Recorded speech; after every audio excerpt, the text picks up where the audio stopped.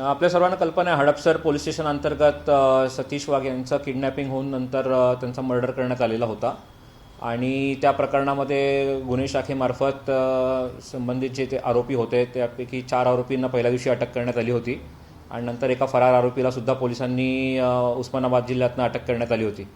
या 5ही आरोपींचं interrogation police कस्टडीमध्ये झालेलं होतं. त्याच्या अनुषंगाने बरेचसे पुरावे हे पहिल्या 10 दिवसांमध्ये तपासामध्ये पोलिसांनी गोळा केलेले होते.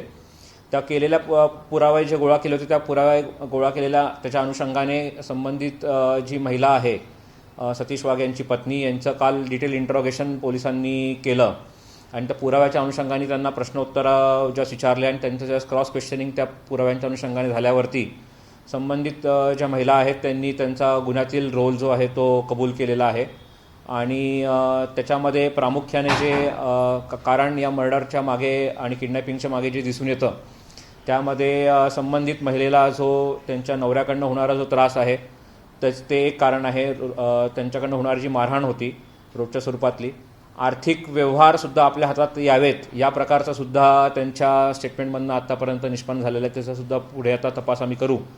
आणि तिसरं एक जे कारण प्रामुख्याने जे समोर येत आहे त्याच्यामध्ये जो यातला प्रमुख आरोपी अक्षय जवळकर आहे ज्याने ह्या कटामध्ये पूर्ण सहभाग आणि पूर्ण प्लॅनिंग केलेलं होतं, त्याच्यासोबत या महिलेंचे संबंध असल्याचं सुद्धा तपासामध्ये निष्पन्न झालेलं आहे आणि त्या अनुषंगाने त्यांनी कबुलीसुद्धा त्यांच्या जबाबामध्ये आता दिलेली आहे. अतिरिक्त जे काही पुरावे आहेत ते गोळा करण्याचं काम आता पोलीस दलातर्फे चालू आहे.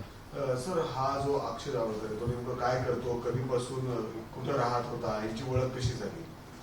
अक्षय जवळकर जवळजवळ 15 वर्ष हा त्यांच्या इथे भाडेकरू म्हणून राहिलेला आहे. आईवडिलांसोबत तो तिथे यांच्या इथे भाड्याने रूम घेतलेली होती आणि त्या ठिकाणी 2001 ते 2016 दरम्यान त्यांचं वास्तव्य त्या ठिकाणी फुरसुंगी या ठिकाणी होतं. सर, आता ते तिथंच राहत होतं?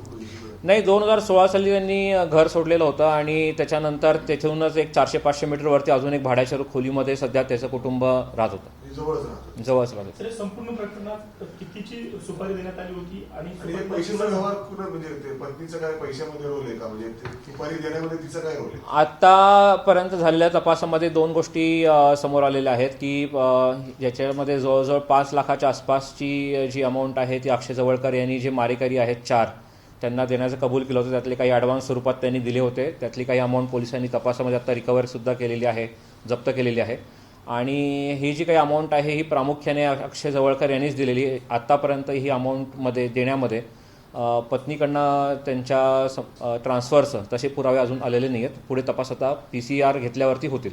सर, पत्नीला माहिती होतं या सुपारीबद्दल, तिचा काय रोल होता या सुपारी देण्यामध्ये?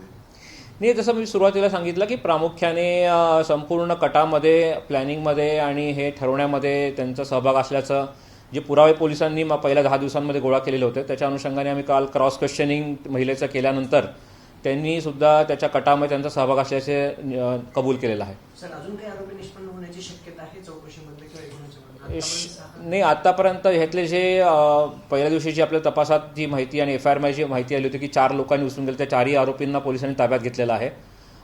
त्याच्यानंतर याच्यातलं जे जो मूळ कटात ज्यांनी सहभाग प्लॅनिंग केलं होतं त्या अक्षय जवळकरला पण घेतलेलं आहे आणि आता या महिलेला ताब्यात घेतलेलं आहे. असे 6 आरोपी अटक झालेत. अजून अतिरिक्त आरोपी निष्पन्न शक्यता कमी आहे, तरी पण आम्ही तपास करत आहोत.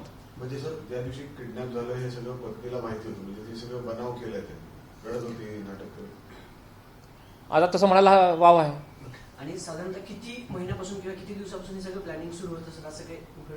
नाही, आतापर्यंत तपास आपण करतोय पण आता पहिली प्राथमिक माहिती जी तपासात निष्पन्न झालेली आहे मागच्या 10-15 दिवसापासून त्याच्या घटनेच्या आधी याचा प्लॅनिंगचं दिसून येत आहे. पत्नीसोबत घरातला आणखी कोण सहभागी होतं? नाही, तसं तरी अजून काही निष्पन्न झालेलं नाही. सर, अनैतिक संबंध कधीपासून होते आणि सतीश वाघला हे कधी कळालेलं?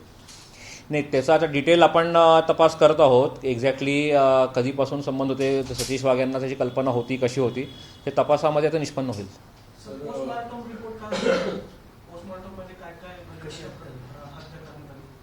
नाही, पोस्टमॉर्टममध्ये क्लिअर आहे. पहिल्या दिवशी जसे shock due to multiple injuries म्हणून दिलेलं आहे आणि त्याच्यामुळे जे काही त्यांच्यावरती वार करण्यात आलेले होते त्याच्यामुळे हत्या झालेली आहे.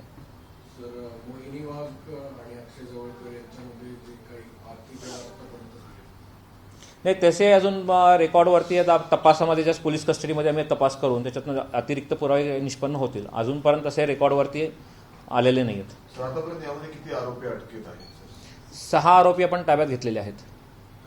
सर त्याच्यामध्ये म्हणजे सुपारी आणि पहिले काय म्हणतात टाकणारे आणि कट आखणाऱ्यांमध्ये 2 प्रामुख्याने आहेत. त्यांची पत्नीचा काल आपण अटक केलेली आहे आणि अक्षय जवळकर जो दुसरा व्यक्ती आहे, हे दोघं त्यांनी त्यांचा प्लॅनिंगमध्ये पार्ट आहे. आणि इतर जे 4 आरोपी ज्यांनी किडनॅपिंग केलं आणि नंतर मर्डर केला, ते 4 आरोपी असे एक्झिक्युशनमध्ये आहेत.